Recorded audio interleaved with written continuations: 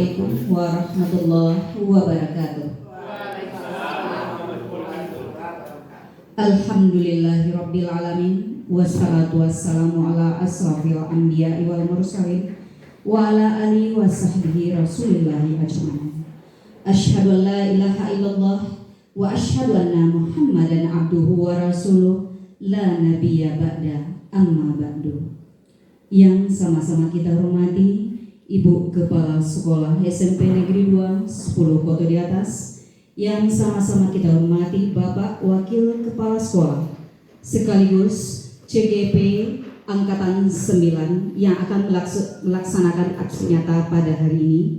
Yang kami muliakan Bapak Ibu yang hadir pada hari ini. Puja dan puji syukur marilah sama-sama kita ucapkan kehadirat Allah Subhanahu wa Ta'ala yang telah melimpahkan rahmat dan karunia-Nya kepada kita bersama. Kemudian salawat beriring salam marilah sama-sama kita kirimkan buat Nabi besar Muhammad sallallahu alaihi wasallam. Allahumma salli ala sayyidina Muhammad wa ala ali Muhammad.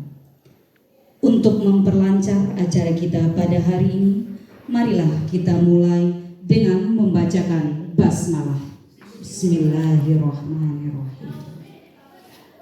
Acara pertama, pengarahan sekaligus pembukaan pelatihan pada hari ini yang akan disampaikan oleh Ibu Kepala Sekolah SMP Negeri 2 10 Koto di Atas. Kepada Ibu Nur Hasna kami persilakan.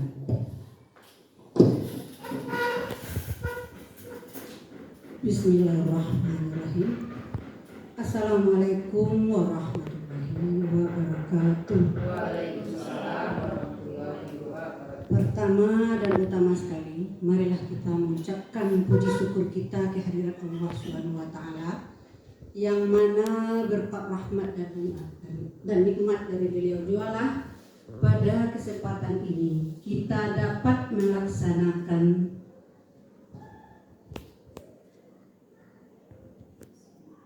aksi nyata yang akan disampaikan oleh beliau Bapak Yuri Firmansyah SPDI MPD sebagai CGP Angkatan ke-9.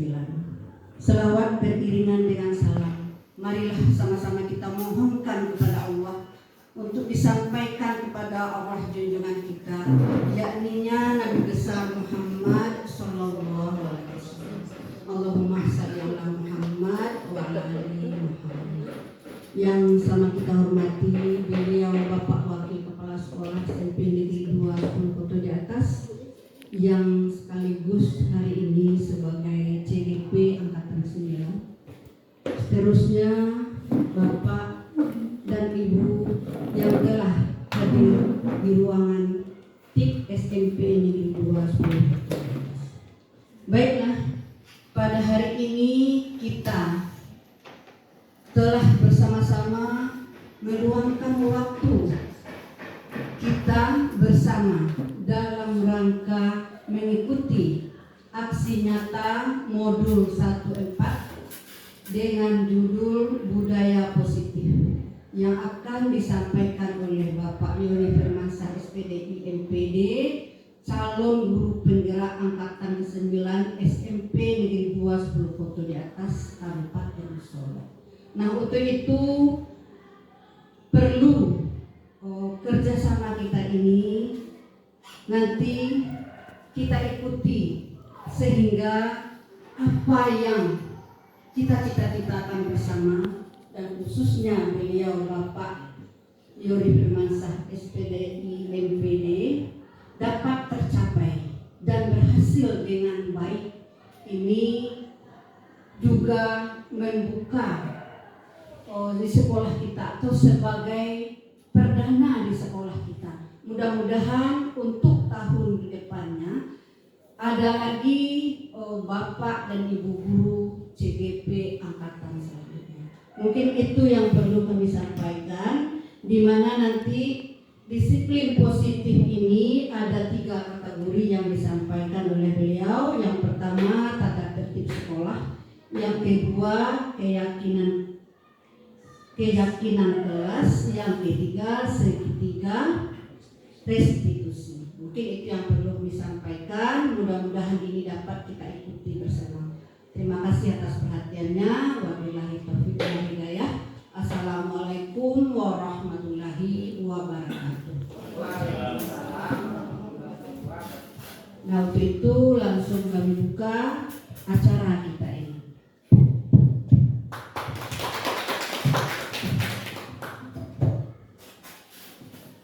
Terima kasih kami ucapkan kepada Ibu Kepala Sekolah.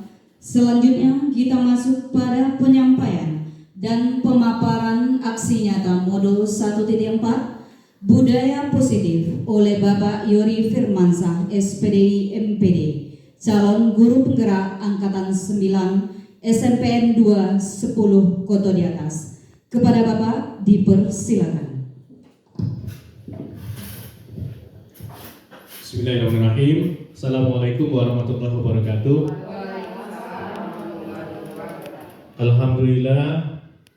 Alhamdulillah mu'min wassalatu wassalamu ala asrofil anbiya'i wassalin wa ala alihi wasallam ajma'in. Asyhadu an la ilaha illallah wa la syarika lah wa asyhadu anna Muhammadan abduhu wa rasuluhu sallallahu alaihi wasallam la nabiyya ba'd. Yang sama kita hormati Ibu Kepala SMP Negeri 2 10 Koto di atas, Ibu Nur Hasna SPD yang telah memfasilitasi daripada kegiatan aksi nyata modul 1.4 yang berjudul tentang budaya positif yang akan kita coba laksanakan pada hari ini. Selanjutnya selawat dan salam marilah kita mohonkan kepada Allah, mudah-mudahan disampaikan kepada junjungan kita yakni Nabi Muhammad SAW. Allahumma sholli ala Muhammad wa ala ali Muhammad. Ibu-ibu, para guru majelis guru yang hadir pada hari ini, berikanlah kesempatan pada kami untuk menyampaikan aksi nyata kami dalam modul 1.4 tentang budaya positif yang merupakan yang kami pelajari sampai di 1.4 ini, tentang budaya positif yang mudah-mudahan bisa kita terapkan di dalam kegiatan kita di sekolah kita. Di sini aksi nyata kami ini kami dibimbing oleh fasilitator, yaitunya Bapak Fitri Kasmori SOS MSI. Beliau fasilitator kita yang membimbing kami di sini, dan kemudian sebagai pengajar prakteknya adalah Ibu Wardatur Rahmi SPD. Kemudian saya sendiri sebagai CGP-nya di Angkatan 9 yang ada di sekolah kita ini. Kemudian ini penampilnya agak lucu ya Bu ya, kayak orang mau nyanyi.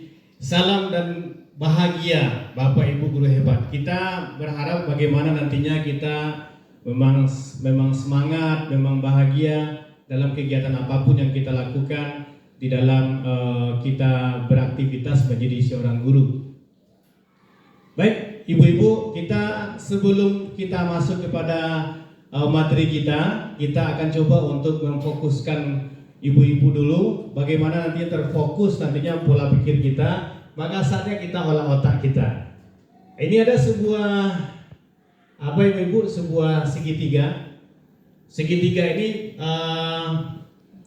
nanti yang akan jadi pertanyaan kita adalah berapa jumlah segitiganya. Nah, siapa daripada ibu-ibu yang bisa mengkomennya berapa jumlah segitiganya? 12. Bu Titi mengatakan 12. Coba kita nanti akan berkaitan nanti belakang. Berapa Bu? 9. Bu Titi 12 dia? 13. Bu 13. Nah, 13. Berarti tawaran yang terbesar itu 13. Ibu Mai berani 9. 15. Kalau Bu Mela berani 15. Karena guru matematik dia tuh pasti menerawang ya. 10 Pak. Ibu 10. Bude 10. Coba kita cek dulu. Berapa jumlahnya? Berapa jumlah segitiganya? Yang besar 1. Ya. Besar, yang paling besar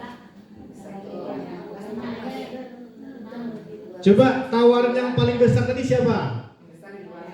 Bu Mela ya. Coba di depan. Mana yang 15 itu mana? Coba dicek. Kalau lebih kecian, silakan. Yang 15 segitiga besar 1. Ah. Lalu dari sini 2, 3, 4. Dan di atas 5. Ini 6, 7, Kecil lagi. 8, 9, 10, 11, 11, 12. Itu ya. Dua lagi ya. Mana lagi? Lah tadi. Berapa jumlahnya? Kan cuma depan kurang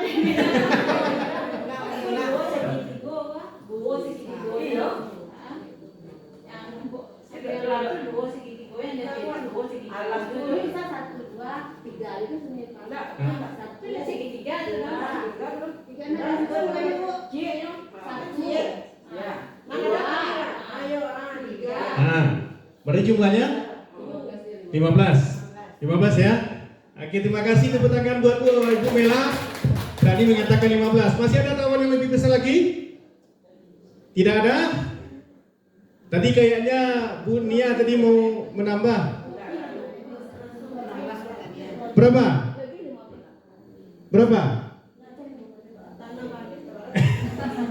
Oke. Berapa jumlahnya? Berarti kita lihat 15 tawaran yang paling besar ya. Kita lihat, kita cek. Nah, kita cek nih. Berapa jumlah yang sebenarnya yang ada? Ini 1, 2. Nah, ini yang 3, 4, 5, 6, 7, 8, 9, 10, 11, 12, 13, 14, 15, 16, 17, 18, nah 19 masih ada, 20, 21, 22, 23, 24. Ternyata dari satu segitiga yang besar ini ternyata segitiganya ada sebanyak 24. Dari hal yang sebentar ini siapa yang bisa merefleksikannya? Siapa yang bisa merefleksikan daripada ibu-ibu? Bu Mai bisa merefleksikan, ternyata yang Bu Mai katakan tadi jumlahnya 9 bisa menjadi 24 ya. Apa refleksinya Bu Mai? Kita menganggap suatu benda itu kalau kita pandang itu bisa berarti 10 berbagai banyak arti dari sudut pandang. Jadi suatu benda itu tidak memiliki satu arti, tapi akan memiliki banyak arti apabila dipandang dari berbagai sudut pandang. Di berbagai sudut pandang nanti bisa akan melihat bahwasanya ternyata tidak satu maknanya ya. Oke. Baik, kita lanjut pada kegiatan kita. Latar belakang kita melaksanakan kegiatan ini adalah menurut Ki Hajar Dewantara, tujuan pendidikan adalah untuk menuntut segala kodrat yang ada pada anak. Jadi tujuan pendidikan kita itu menurut Ki Hajar Dewantara atau menurut Ki HD itu adalah menuntut. Kemudian kita pendidik atau guru diibaratkan seperti seorang petani. Nah, kita sebagai guru ini diibaratkan seorang petani. Petani yang bagaimana? Petani yang baik harus memahami cara menanam dan memelihara tanamannya. Kemudian berarti otomatis kita ini seorang guru itu diibaratkan seperti petani jagung yang sedang menanam jagung. Mau jagungnya bagus, mau jagungnya apa, itu nantinya tergantung pada pengolahan daripada petaninya. Kita ibaratkan seperti itu. Kemudian budaya positif di sekolah sangatlah penting untuk diterapkan. Karena sekolah merupakan salah satu bagian penting dalam pertumbuhan dan perkembangan karakter anak. Jadi budaya positif ini sangat penting untuk pertumbuhan dan perkembangan karakter anak. Kemudian menurut Ki Hajar Dewantara itu siswa itu bukan tabula rasa. Bagaimana tabula rasa? Anak bukan kertas kosong. Selama ini kan kita mengatakan bahwasanya anak itu kertas kosong. yang mengisinya adalah kita, ternyata tidak. Anak itu bukan kertas kosong yang bisa digambar sesuai dengan keinginan orang dewasa. Tidak. Anak lahir dengan kodrat dan yang masih samar-samar. Dia itu lahir dengan kodratnya, tetapi masih samar-samar kodrat yang ada pada dirinya. Nah, kemudian tujuan pendidikan adalah menuntun, memfasilitasi atau membantu anak untuk menebalkan garis samar-samar agar dapat memperbaiki lakunya untuk menjadi manusia seutuhnya. Nah, sudah jelas di sana ibu-ibu bahwasanya ternyata kita itu mendidik itu bukan seperti kertas kosong.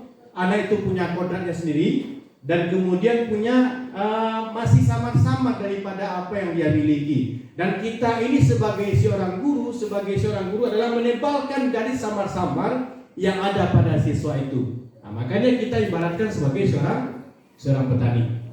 Oke, pendidikan yang berpihak pada murid dan bebas dari segala ikatan, dengan suci hati mendekati sang murid, bukan untuk meminta sesuatu hak, melainkan untuk berhamba pada sang murid. Kita ini ibu-ibu sekarang ini pendidikan pola yang dilakukan oleh KHD itu bahwasanya suci hati mendekati sang murid bukan untuk meminta sesuatu hak, tidak, tetapi melainkan kita berhamba pada sang murid. Berarti kita berhamba kepada sang murid itu maksudnya bagaimana kita menuruti daripada keinginan murid mau seperti apa. Makanya kita bagaimana metode-metode yang kita lakukan untuk pendekatan-pendekatan kita dalam proses pembelajaran.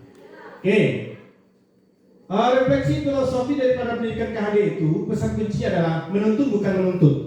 Kita itu menuntut bukan berarti menuntut.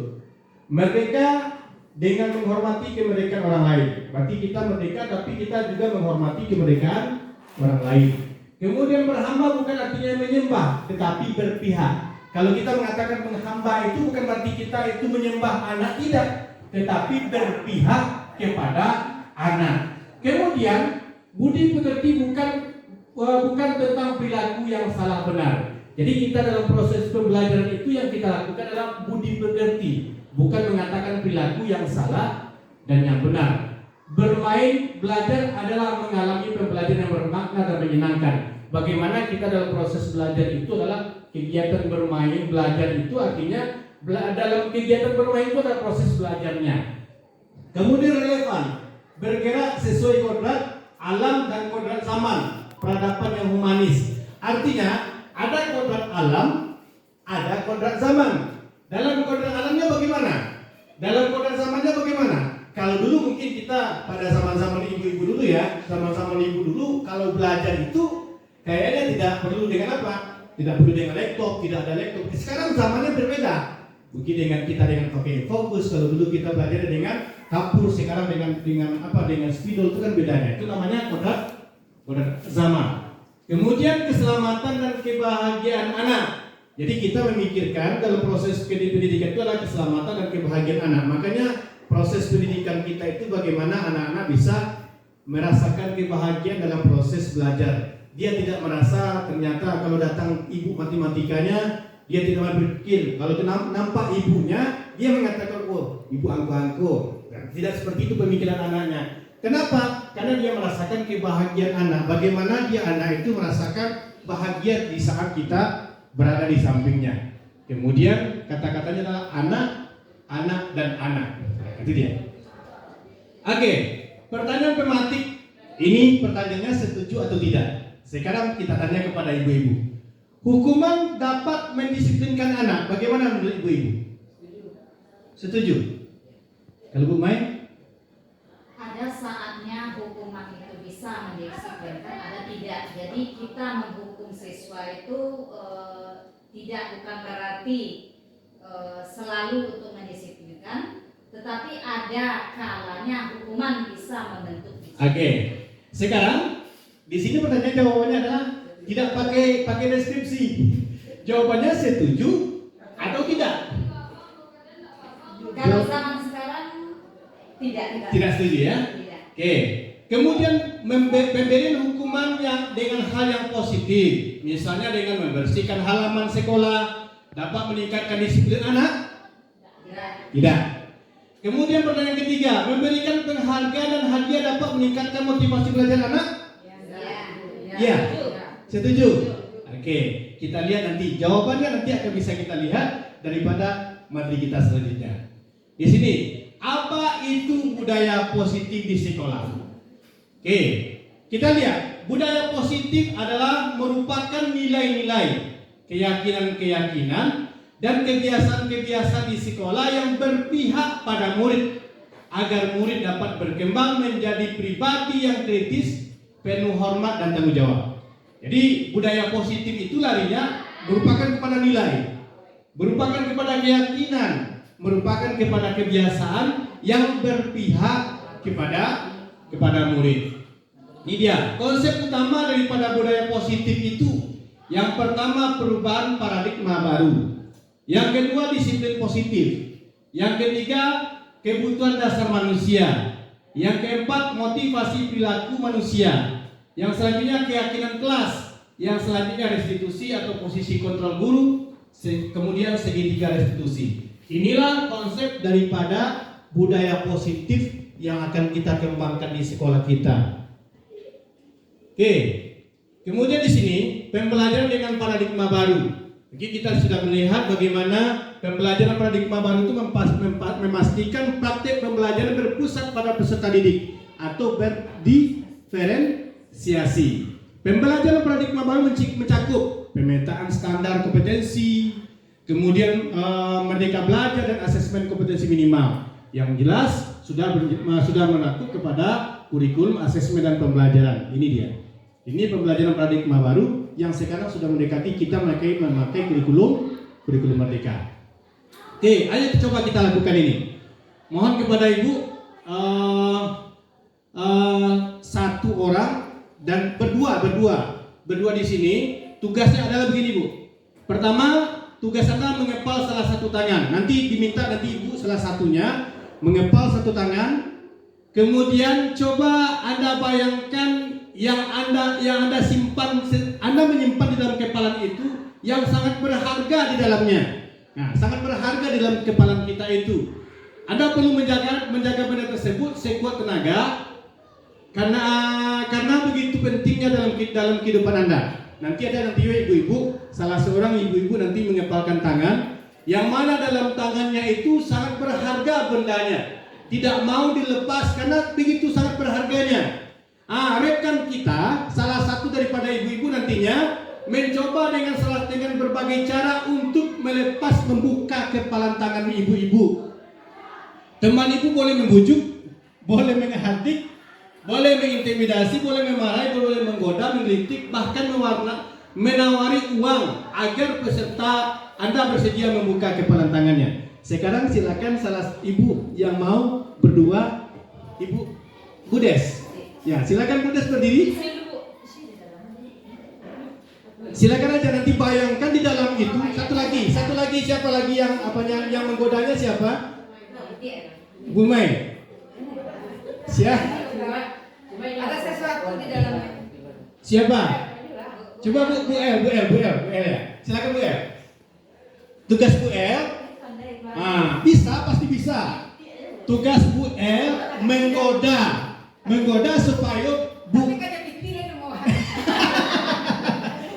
menggoda Bu Des, kepalan tangannya itu bisa terbuka. Silakan dengan cara bagaimanapun di sini sudah dijelaskan, dengan cara membujuk, menghadik, mengintimidasi, mewarai, silakan. Pegang lah tangannya. Pegang lah. Silakan.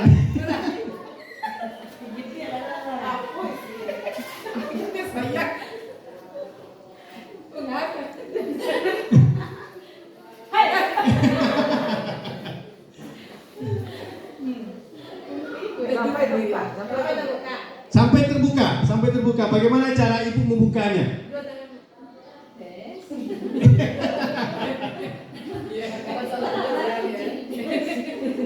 Bagi-bagi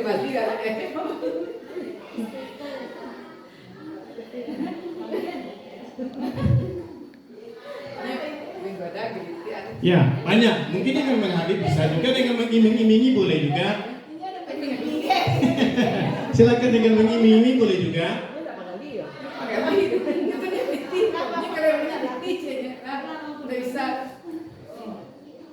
Bisa. Ah. Bisa. Oke. Oke, baik, silakan. Terima kasih Bu, tepuk tangan untuk ibu yang kedua. Terima kasih Bu Des, terima kasih Bu El. Di sana itu siapa yang megang kontrol sebentar nih? Apakah Bu Des atau Bu El?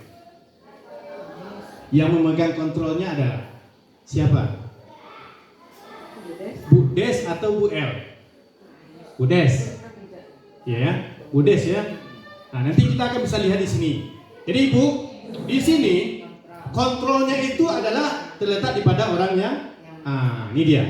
Dalam kegiatan ini sesungguhnya siapa yang memegang kendali atau kontrol yang membuka atau menutup kepalan tangan.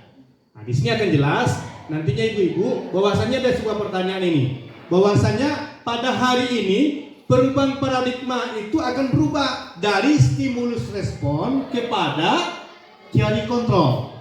Teori kontrol nantinya. Jadi antara perubahan dari stimulus respon menjadi teori kontrol. Di sini kalau stimulus respon kita lihat siapa sesungguhnya megang kontrol, kita lihat. Kalau stimulus responnya kita mencoba mengubah orang agar berpandangan sama dengan kita. Itu namanya stimulus respon. Tetapi kalau teori kontrol berbeda lagi. Kita berusaha memahami pandangan orang lain tentang dunia. Berarti kita tidak bisa kalau bahasa kitanya memakaikan baju awak ke orang. Jadi tidak seperti itu lagi. Kalau dulu kita sesuai dengan kita, tetapi sekarang kita berusaha memahami pandangan orang lain dengan kita, dengan dunia, tentang dunia.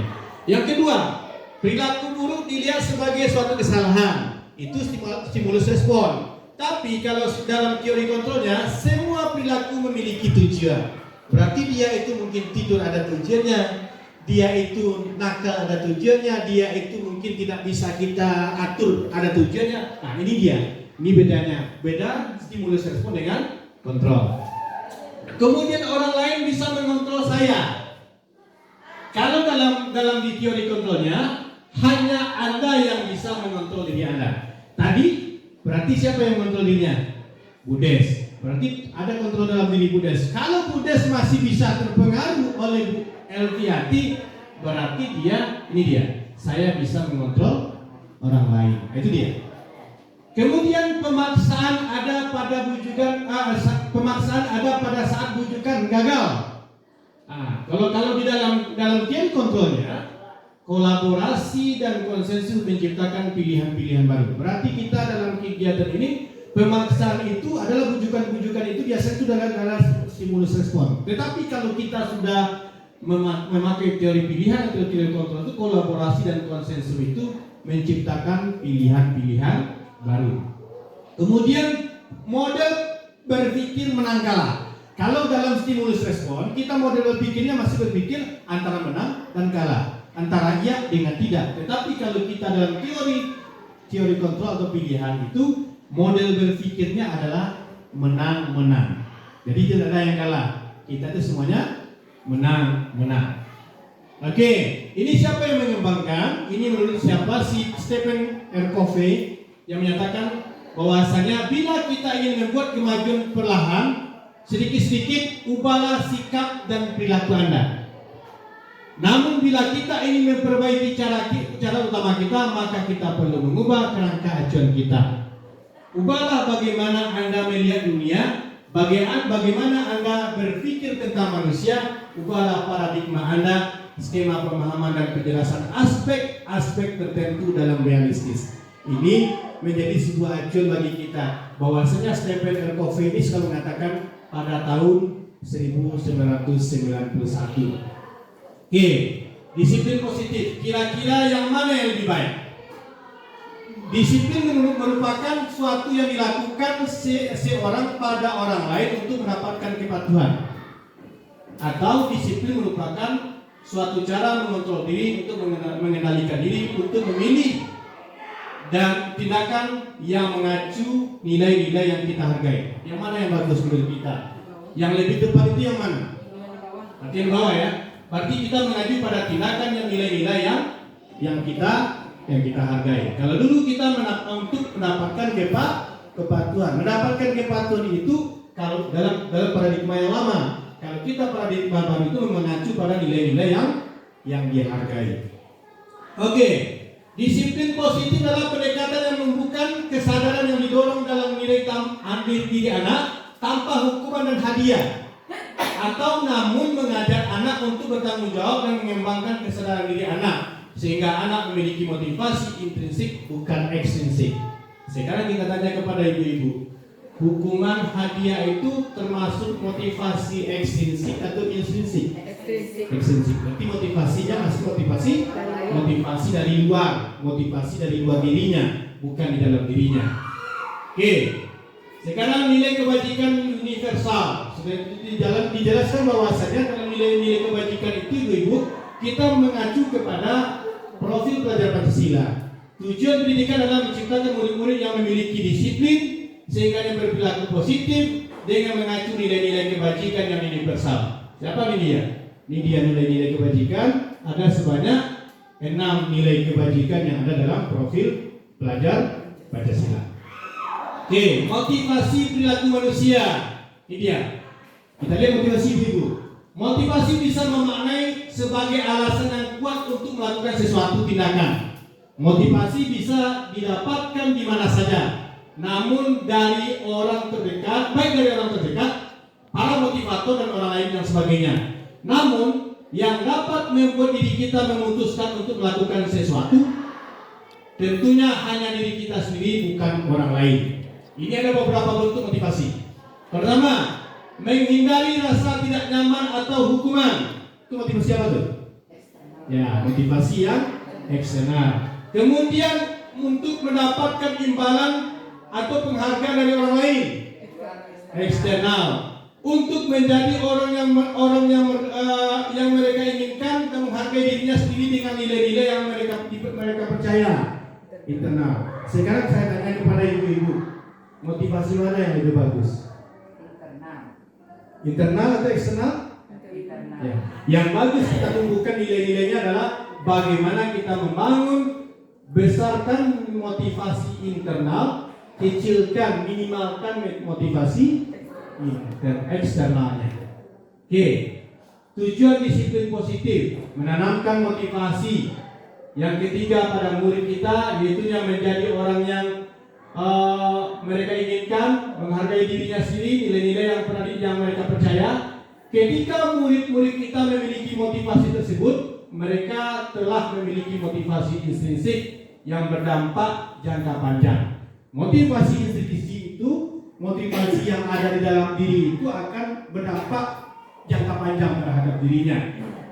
Jadi kalau kita menumbuhkan nilai-nilai yang positif, nilai-nilai itu dari dalam, maka akan lama.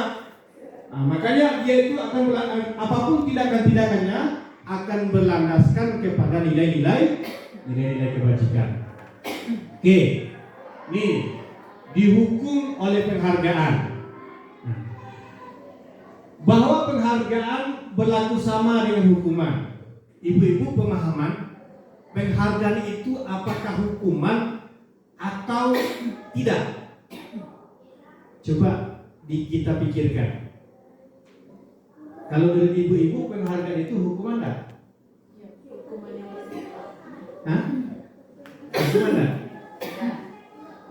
Kalau seandainya anak itu tidak mendapatkan penghargaan, bagaimana dia? Hah?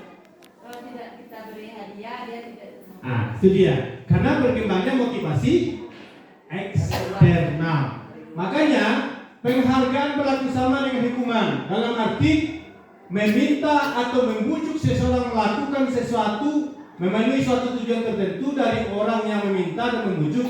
Nah, berarti itu dorongan eksternal akan ada faktor ketergantungan, beberapa dampak daripada pemberian penghargaan. Jadi ternyata memberikan penghargaan itu ada pertama ketergantungan, akan membuat kita ketergantungan dengan orang yang di luar. Makanya pertama pengaruh jangka pendek dan jangka panjang. Jangka pendeknya mungkin kalau si Ade tidak diberikan hadiah, dia tidak mau melaksanakan kegiatan. Kalau dia tidak diberikan sesuatunya, dia tidak mau berkegiatan. Penghargaan menghukum. apakah kita memberikan hadiah di depan kelas itu dengan memberikan bingkisan itu, apakah itu hukuman enggak? Ya. Kenapa kok hukuman, Bu Des? Hukuman yang berbentuk positif ya. Dan kalau seandainya dia itu tidak mendapatkan hadiah, makanya dia akan merasakan motivasi untuk melaksanakannya dia tidak akan tinggi. Kemudian penghargaan mengurangi ketepatan, makanya orang diberikan penghargaan kadang-kadang dia itu mengurangi daripada motivasinya. Penghargaan tidak efektif, penghargaan merusak hubungan.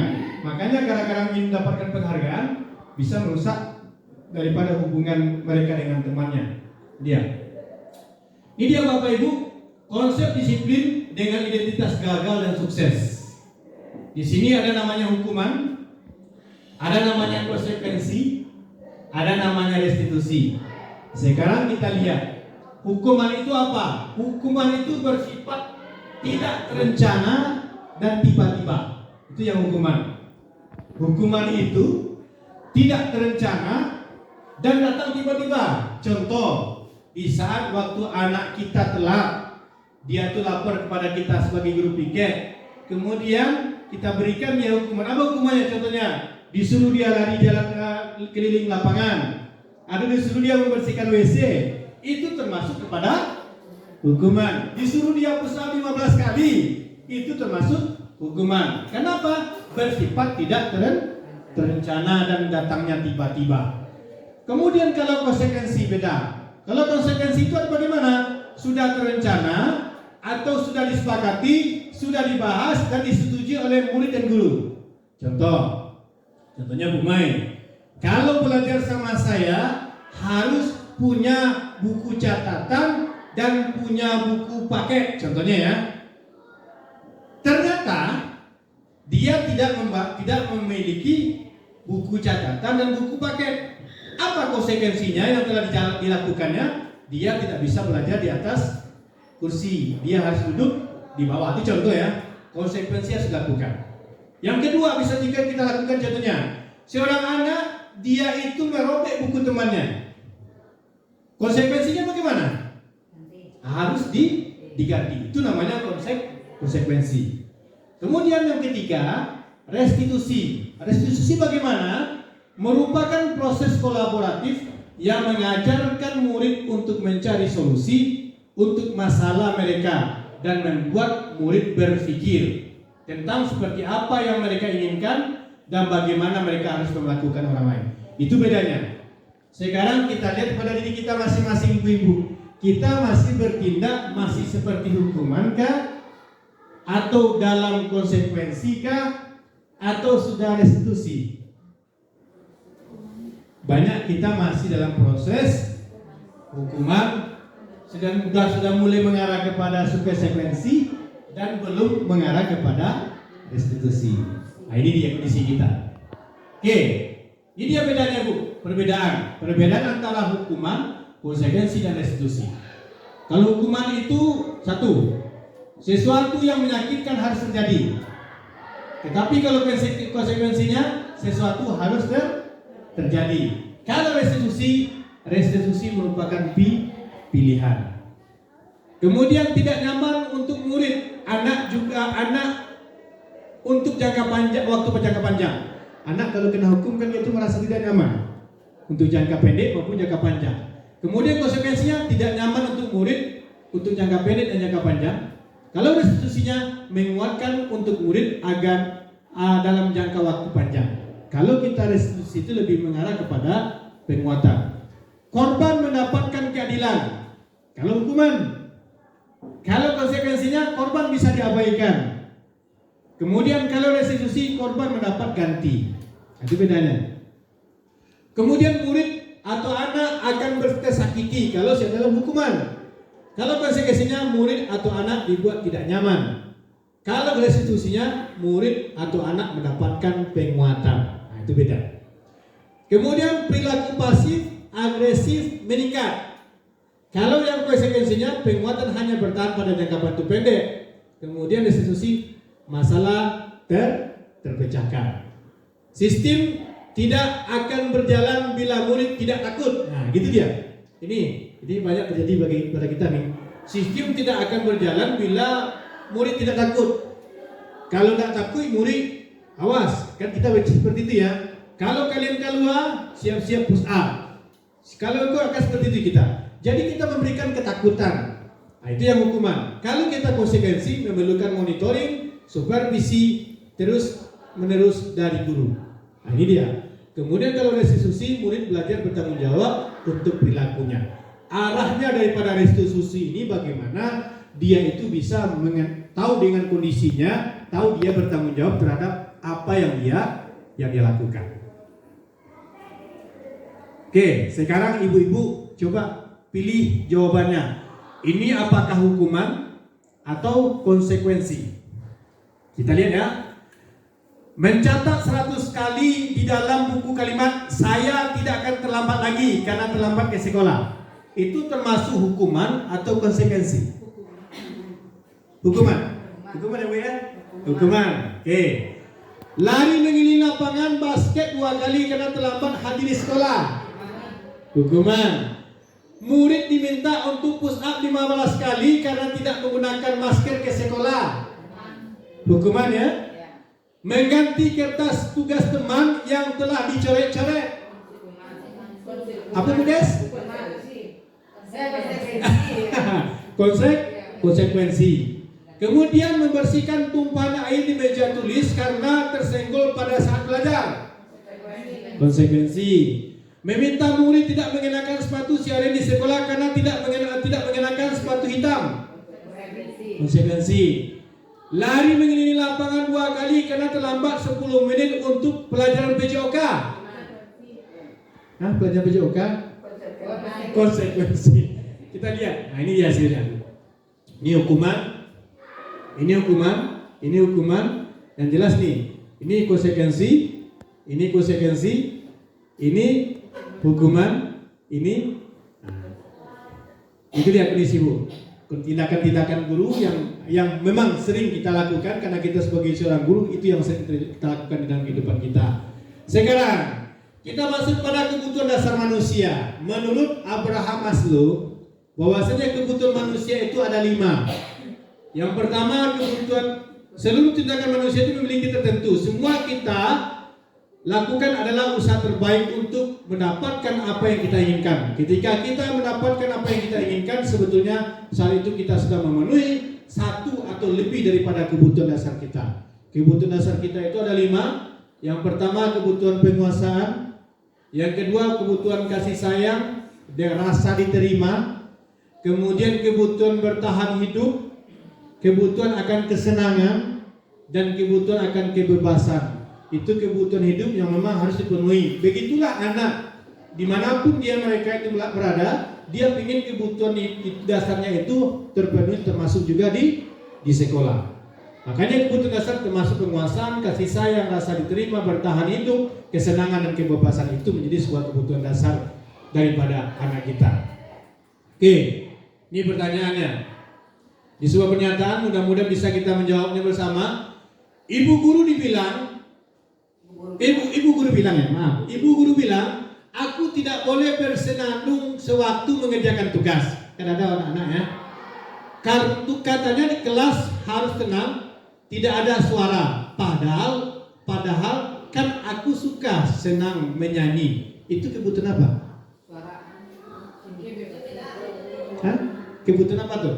Inyo tuh suku untuk bersenandung. Kebutuhan apa? Senang ya? Kesenangan Ibu ya? Kesenangan. Oke. Ibu guru tidak menyapa aku hari ini. Padahal aku pakai jepit rambut baru. Kasih sayang ya? Oke. Aku bosan. Masa belajarnya cuma gitu-gitu aja, dengarin ibu gitu guru aja. Kebutuhan apa? Kebebasan. Ya. Kemudian aku sebal, gambarku tidak rapi. Malah ibu guru nunjukin ke teman-temanku di kelas. Apa tuh? Kebutuhan apa tuh? Nah, dia itu kan sebal. Kadang-kadang kita seperti ini ya. Anak dilihat gambarnya bulu dan sebagainya, kita buka, ini gambar si Anu. Seperti itu ya. Itu apa yang dia? Aku sebal katanya. Jadi mana? Kebutuhan yang mana yang kena di sana tuh? Dia itu butuh kebutuhan apa? Bertani itu? Ini dia. Kebutuhan apa? Kasih sayang dan rasa diterima. Kasih sayang rasa diterima. Oke. Sekarang mau kita hasilnya. Itu dia yang jelas. Yang jelas bagi kita, kebutuhan hidup anak itu seperti itulah yang ingin dia lakukan di dalam kehidupannya. Kemudian, ini dia. Masuk kita pada keyakinan kelas. Mengapa keyakinan? Ini dia. Karena keyakinan merupakan nilai-nilai kebajikan, prinsip-prinsip yang universal yang disepakati bersama secara universal lepas dari latar belakang suku, negara, bahasa dan agama. Keyakinan akan lebih memotivasi seseorang dalam atau memotivasi secara intrinsik. Berarti keyakinan kelas itu adalah memotivasi dalam diri, tetapi bukan memotivasi di luar diri. Daripada hanya sekedar mengikuti serangkaian peraturan, itu beda ya. Ini foto Bu Desiana nih, yang sedang melaksanakan keyakinan kelas oleh guru walasnya. Oke, sekarang ini dia bentuk prosedur pembuatan keyakinan kelas bagi ibu wali kelas akan lebih mudah di lokalnya masing-masing. Pertama, mempersilahkan semua warga kelas bercurah pendapat tentang peraturan yang perlu disepakati. Mungkin peraturan-peraturannya silakan anak-anak dikasih kertas satu, tulis peraturan yang kamu inginkan seperti apa lokal kamu. Dia tulis.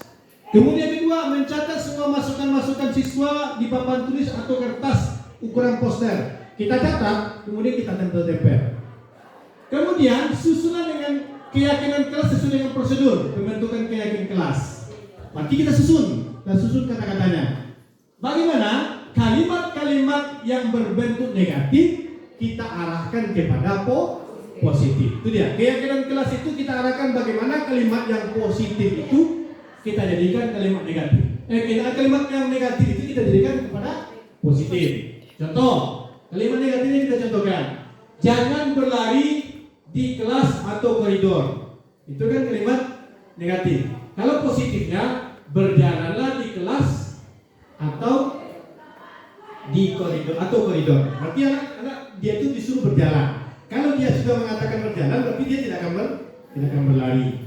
Kemudian yang keempat langkahnya adalah tinjau kembali daftar surat pendapat yang sudah dicatat. Anda mungkin akan mendapati bahwa pernyataan yang ditulis di sana masih banyak yang berupa peraturan-peraturan. Selanjutnya, ajak murid-murid untuk menemukan nilai-nilai kebajikan dan keyakinan yang dituju dari peraturan tersebut.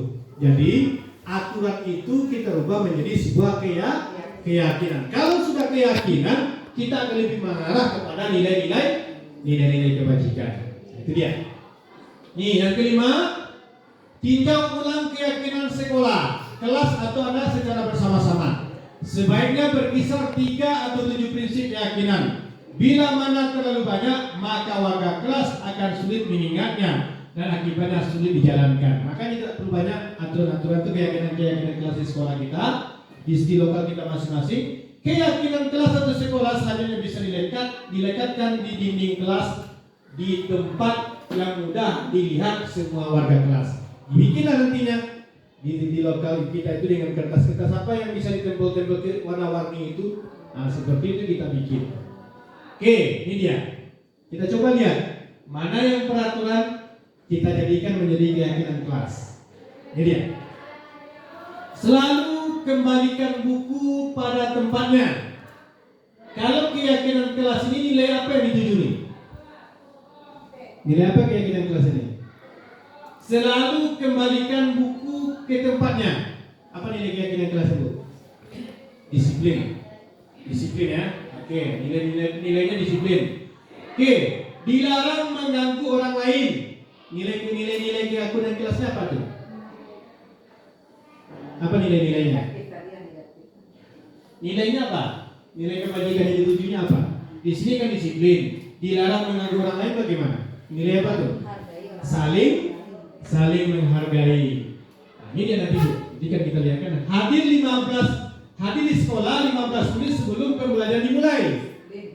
Ini nilainya disiplin. Dilarang melakukan kekerasan. Hah? Dilarang melakukan kekerasan. Apa tuh? Menghargai yang lain. Dilarang menggunakan narkoba. Kemudian bergantian atau bergiliran. Disiplin. Gunakan masker contohnya.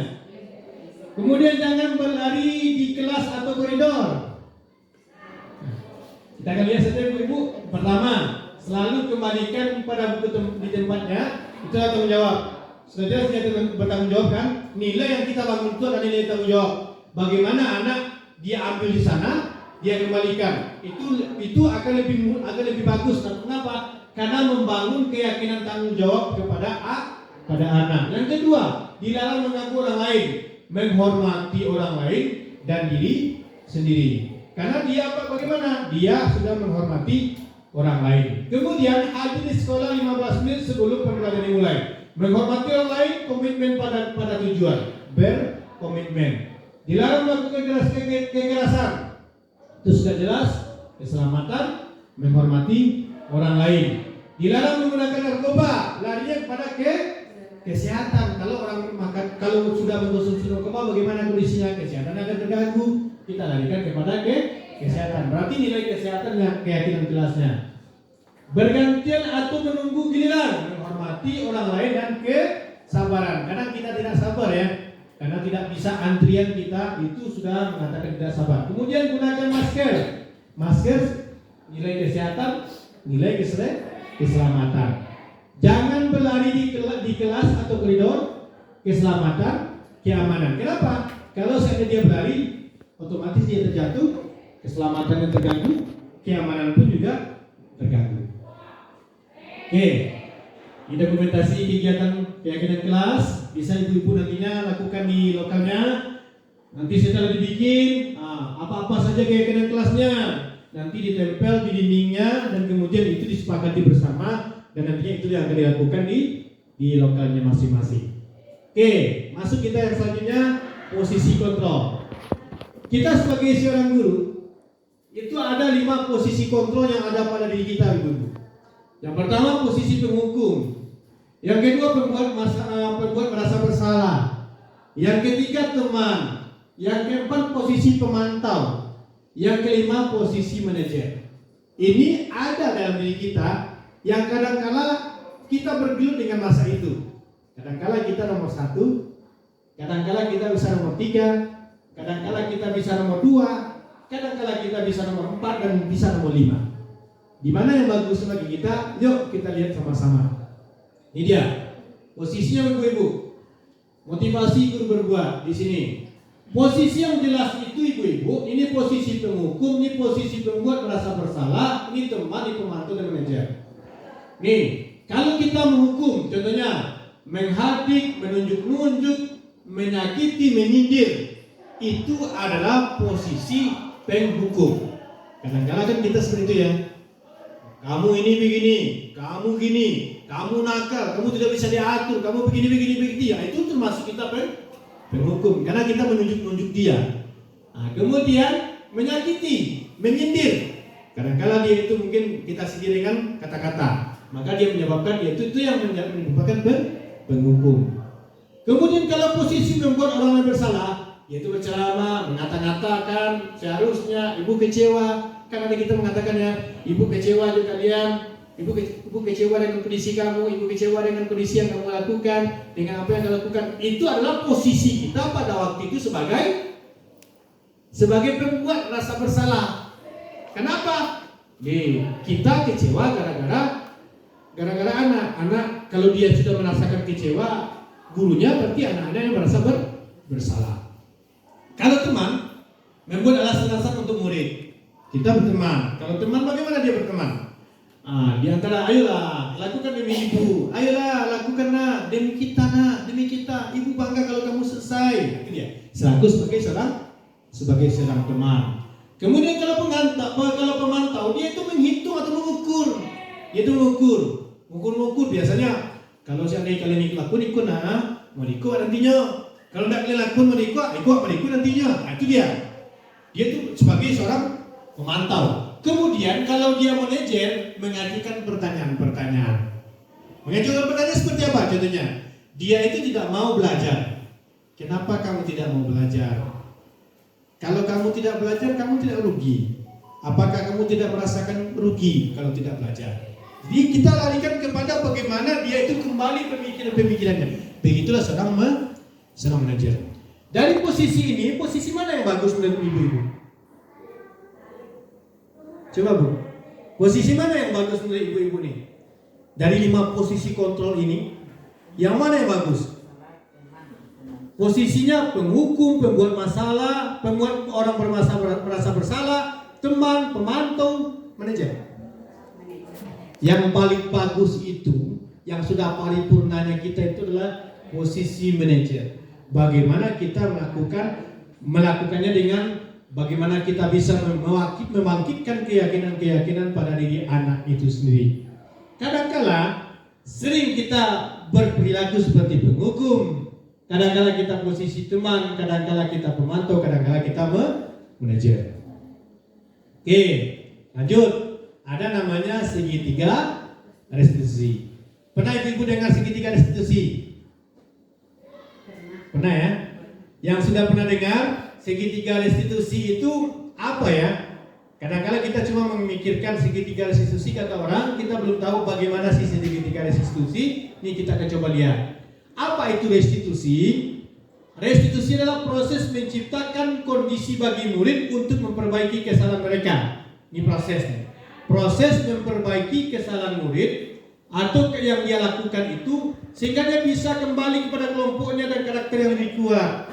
Contoh, dia itu dibully oleh temannya, itu merasa bahwasanya dia itu tidak bisa hidup dengan kelompoknya, tidak bisa bersatu dengan kelompoknya. Itu yang dia lakukan. Bagaimana restitusinya? Restitusi itu membantu murid menjadi lebih memiliki tujuan, disiplin positif, memulihkan dirinya setelah berbuat salah. Kalau dia itu berbuat salah, bagaimana dia itu membangun kembali bahwasanya kesalahan itu dia akan mengubahnya dan dia itu kembali kepada yang positif. Nah, itu dia yang restitusi. Ciri-ciri restitusi ibu-ibu. Ini ciri-ciri restitusi. Ada 9 bentuk yang kita lakukan yang restitusi. Pertama, bukan menebus kesalahan namun belajar dari kesalahan. Itu yang pertama. Kalau kita menebus kesalahan itu belum restitusi. Restitusinya adalah belajar daripada kesalahan. Itu yang pertama. Kalau kita belajar daripada kesalahan berarti sudah melakukan restitusi kita. Yang kedua, memperbaiki hubungan. Itu dia. Restitusi itu memperbaiki hubungan. Yang keempat, yang ketiga, tawaran bukan paksaan. Dia menawarkan tapi bukan paksaan. Kadang-kadang kita sering memaksa anak. Tolong ini ya, harus ini, harus begini, gitu ya. Ternyata itu bukan restitusi. Yang restitusi adalah bukan paksaan. Kemudian restitusi menuntun untuk melihat ke dalam diri. Restitusi itu melarinya ke dalam diri, bukan keluar diri. Kemudian restitusi mencari kebutuhan dasar yang didasari tindakan. Kenapa kok dia berlaku seperti itu? Dicari dasar tindakannya. Dasarnya kenapa kok dia melakukan itu? Bukan langsung saja kita menjudge daripada anaknya. Menjudge ya bahasa Inggrisnya gue. Ya, menjudge bahwasanya ternyata anak itu begini begitu dan langsung kita sudah menyalahkan. Kemudian restitusi adalah cara yang paling baik. Restitusi fokus pada karakter bukan tindakan. Dia fokus pada karakter bukan tindakan. Restitusi fokus pada solusi. Dia mencarikan solusi, bukan bagaimana dia menghilangkan, tapi solusi yang dia cari. Kemudian restitusi mengembalikan murid yang berbuat dari salah pada kelompoknya. Dia lakukan seperti itu. Ini dia menstabilkan. Dia restitusi itu ibu-ibu ada 3 bentuk yang dilaksanakan dalam segitiga restitusi itu. Yang pertama adalah menstabilkan identitas. Kerja yang pertama adalah menstabilkan identitas. Bagaimana kerjanya? Berprinsip berbuat kesalahan adalah bagian daripada proses pembelajaran. Karena begini, kalau mengidentifikasi, kita mengidentifikasi dulu dan tidak langsung menyalahkan. Dan bahkan kita mengatakan bahwasanya kesalahannya benar. Kita semuanya boleh bersalah. Tak ada manusia tidak salah. Itu namanya mengidentifikasi menstabilkan identitas. Tapi kalau kita sudah mengatakan, woi kamu salah, itu nanti tidak akan berjalan segitiga restitusi yang pertamanya. Yang pertama. Yang kedua adalah validasi tindakan yang salah. Setiap tindakan kita lakukan dengan sesuatu tujuan, yaitu memenuhi kebutuhan dasar. Kita tanyakan, bagaimana validnya? Kamu yakin keyakinan kelas apa yang kamu apakan? Yang membuat kamu seperti itu? Kan ini. Dengan teori kontrol pasti akan mengubah pandangannya. Nanti dengan kita lakukan mengidentifikasi, terus kita mengatakan kenapa kok kamu melakukan itu, apa masalahnya, kenapa kok seperti itu. Ini dia. Baru kita memvalidasi namanya, memvalidasi sebuah tindakan yang salah yang dilakukan oleh anak. Kemudian baru kita masuk pada menanyakan keyakinan. Yang ketiga itu adalah menanyakan keyakinan. Tujuannya adalah murid diberikan pertanyaan-pertanyaan bermakna yang munculkan motivasi intrinsik. Jadi kita memberikan pertanyaan-pertanyaan yang motivasinya intrinsik di dalam diri, sehingga anak itu merasa dia itu tidak dibebani dan menghubungkan keyakinan anak dengan keyakinan kelas dan keluarga. Dia akan merasakan bagaimana dia timbul sebuah keyakinan-keyakinan dalamnya. Ini dia segitiga restitusi yang kita katakan tadi ibu-ibu. Ini dia tahapannya. Ini dia namanya menstabilkan identitas, validasi yang salah, dan menanyakan keyakinan. Itu nanti akan bisa kita lihat. Dan nantinya kalau orang yang posisi menstabilkan, setiap orang pasti pernah melakukan kesalahan. Kita mengatakan, nah, setiap kita itu sama. Setiap kita itu pernah melakukan kesalahan. Itu sudah mengatakan bahwasanya menstabilkan identitas. Kamu bukan satu-satunya orang yang pernah melakukan ini. Itu tujuannya adalah untuk menstabilkan identitas. Kemudian kalau kita validasi tindakan yang salah, kamu tentu punya alasan mengapa kamu melakukan itu. Nah, seperti ini ya. Contohnya anak marah-marah. Dia marah-marah sama temannya. Ternyata kenapa kok dia marah-marah? Karena temannya mencontek tugasnya. Dia marah-marah sampai dia dobrak meja. Dan kemudian dipanggillah oleh wali kelasnya. Ditanya, kenapa kok kamu seperti itu? Kamu marah-marah? Iya. Dia marah-marah dan begini sebagainya. Kenapa kok kamu lakukan itu? Kamu punya alasan tak melakukan itu? Iya, karena dia itu melakukan ini. Tindakan apa yang telah kamu lakukan? Nah, ini dia. Ini bagi orang yang sudah memvalidasi tindakan. Dia tuh, kamu tentu punya alasan mengapa kamu lakukan itu. Dia itu punya alasan. Nanti kita tanya. Dari dia akan keluar daripada keyakinan dirinya. Kemudian yang selanjutnya menanyakan keyakinan. Keyakinan kelas apa yang kita sepakati? Contohnya, dia telah datang ke sekolah, keyakinan kelas apa yang telah dia tinggalkan, yang telah disepakati yang tidak dilakukan. Kamu ingin menjadi orang yang seperti apa? Nah, ini dia. Ini adalah menanyakan sebuah keyakinan-keyakinan yang akan dilakukannya. Oke, contoh kasus. Ini ada sebuah kasus nantinya. Seorang anak, dia itu namanya Fadil. Dia itu telat datang ke sekolah, sering telat datang ke sekolah. Nanti di mana posisinya keyakinan kelas yang kita lakukan? Ini akan kita lihat pada videonya. Mudah-mudahan bisa kita putar ibu-ibu. Ini dia. Ini videonya kita tonton bersama. Bagaimana pola pelaksanaan restitusi yang kita lakukan itu. Tadi Bapak mendengar laporan dari Ibu Tiket. Katanya Fadil sering pernah datang ke sekolah. Ya. Menurut ingatan kamu sudah berapa kali Proses identifikasi tadi ke sekolah? Sering berapa ke sekolah itu kesalahan atau tidak? Baik Fadil, berbuat masalah itu manusiawi. Setiap orang pasti berbuat kesalahan. Kita menganggap validasi dan menstabilkan identitasnya. Dari kesalahan tersebut kita benar berusaha untuk setuju tidak setuju. Fadil, kita cari solusinya bersama ya. Fadil sekarang datang terlambat, pasti punya alasan. Ini masuk tahap yang kedua. Alasan apa yang menyebabkan Fadil itu bisa terlambat ke sekolah? Kamu tahu keyakinan kelas yang telah kita sepakati? Kalau terlambat datang ke sekolah itu sesuai keyakinan kita, keyakinan kelas kita tidak? Menurut kamu keyakinan kelas apa yang telah kamu lakukan? Menurut kamu disiplin itu paling penting nggak untuk kamu? Mungkin Pak Bapak yang bisa membuat saya datang tepat waktu dan bisa menghargai waktu Pak. Betul, menghargai waktu itu penting dan semangat datang bermanfaat bagi kita Masih dalam tahap yang kedua. Kita Validasi. pekerjaan jadi teratur, tidak menumpuk, dan bisa kita melatih diri dari rasa kepedulian Yang bisa menerima Bapak, yang maaf, yang Bapak. Oke ya Fadil, sikap yang sangat baik yang kamu lakukan, yang minta maaf. Menurut kamu apa yang akan kamu lakukan supaya kamu tidak datang terlambat lagi ke sekolah?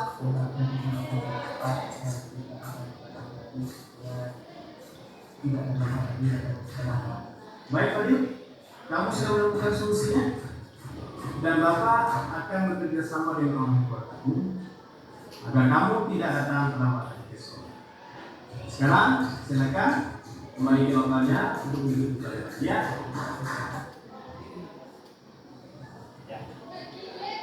Kira-kira seperti itu Bu, pelaksanaan daripada restitusi. Sebenarnya sudah sering kita lakukan ya. Sudah sering kita lakukan polanya, tapi namanya apa kan belum ada. Namanya baru sekarang adanya. Segitiga restitusi. Yang biasanya selama ini kita cuma mengatakan, oh kita bertindak seperti biasa saja. Ternyata tidak. Ternyata itu sudah pola segitiga restitusi yang kita lakukan. Mulai daripada kita menstabilkan identitas, kemudian memvalidasi kesalahan yang ada, kemudian baru masuk kepada yang keempat adalah, yang ketiga adalah keyakinan kelasnya. Nah, itu yang kita lakukan. Oke ibu-ibu, begitulah bentuk pola daripada pelaksanaan segitiga restitusi, dan mudah-mudahan kita bisa memanfaatkan ini, dan mudah-mudahan aturan-aturan yang bisa kita lakukan ini bisa kita laksanakan di sekolah kita. Itu saja mungkin Bapak Ibu. Ada yang ditanyakan atau ada yang ragu tentang masalah ini? Silakan. Kayaknya ada yang tanyakan. Kalau ada yang bertanya silakan boleh. Pas ya. Oke, kalau pas itulah nantinya bagi kita Bapak Ibu, bagi kita ibu-ibu sekalian, nanti bisa kita laksanakan di sekolah kita.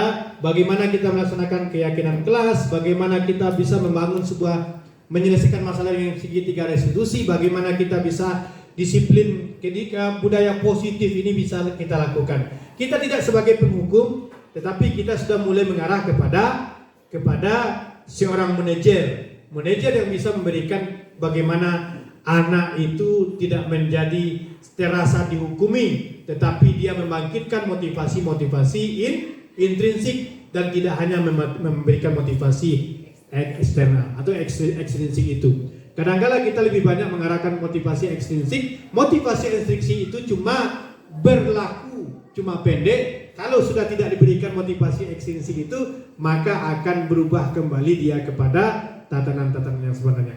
Jadi kita dalam budaya positif ini, yang kita bangun itu bagaimana kesadaran dirinya, bagaimana motivasi intrinsiknya bisa terbangun di dalam dirinya masing-masing.